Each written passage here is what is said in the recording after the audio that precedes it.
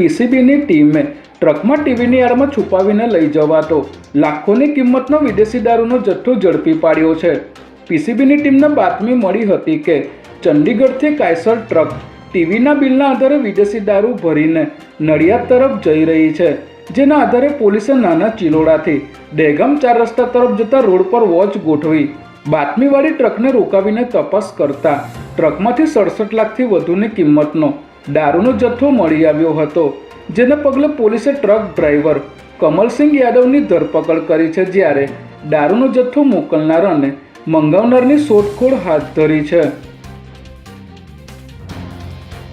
અમદાવાદના વાસણા વિસ્તારમાં satellite police સ્ટેશનમાં ફરજ બજાવતા કોન્સ્ટેબલની પત્નીએ પતિના માનસિક અને શારીરિક ત્રાસથી કંટાળી ગળે ફાંસો ખાઈને જીવન ટૂંકાવી લીધું છે। મૂળ રાજસ્થાનના 35 વર્ષીય ગીતાબેનના લગ્ન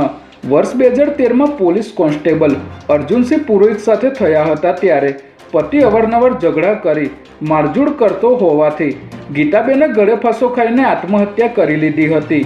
પતિના ત્રાસથી કંટાળીને આપઘાત કર્યો હોવાના આક્ષેપ સાથે મૃતક મહિલાના ભાઈએ પોલીસ કોન્સ્ટેબલ